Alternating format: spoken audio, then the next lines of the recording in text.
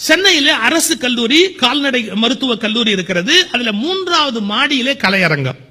அந்த 3வது மாடி கலையரங்கத்துக்கு எம்.ஆர். ராதா அவர்களை படியிலே அழைத்துக் கொண்டு வருகிறார்கள்.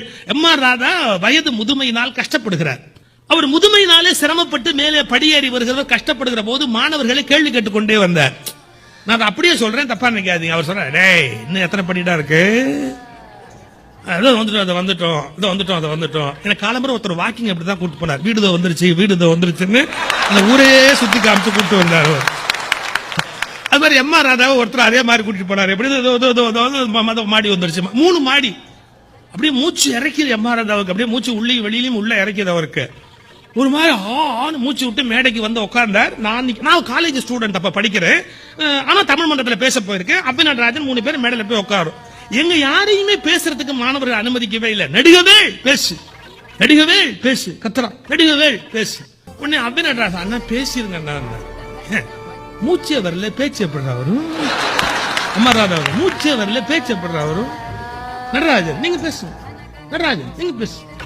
ஆனா பேச விட மாட்டாங்கண்ணா அப்படின்னு. பரவாயில்ல பேசு.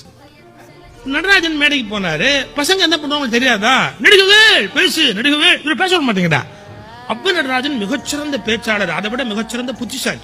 அவர் சொன்னார், நண்பர்களே அடுத்து நடிகவேள் பேசுவார் என்பதை அறிவிப்பதற்கு தான் வந்தேன். அப்படியே டக்குன்னு அப்படி ஒதுங்கிட்டார். அவருக்கு மூச்சு முட்டுது. அப்படியே மேடைக்கு வந்தார் எம்.ஆர். ராதா. ஏய் நீ எல்லாம் படிச்சவனடா, மாணவர்களை பார்த்து கேட்கிற, நீ எல்லாம் படிச்சவனடா, வயசான கிழவனை 3 மாடிக்கு ஏத்தி இட்டுன்னு வரைய, நீ எல்லாம் படிச்சவனடா, முடியலன்னு சொல்றேன். அதுக்கப்புறமா வான்னு மேல கொண்டாந்து உட்காத்தி வச்ச உடனே பேசுங்கிற, உனக்கு அறிவு இருக்கட. அடுத்த வார்த்தை ரொம்ப டாப்பா சொன்னார், நீ எல்லாம் மாட்டுக்கு வைத்தியம் பார்க்கறியா, அட மனுஷன் முடியலன்னு சொல்றேன், என்னையே அந்த பாடுபடுத்துறிய, மாடு ஒண்ணு சொல்லாதடா, அதுதான் நீ வைத்தியம் பண்ண போறியா.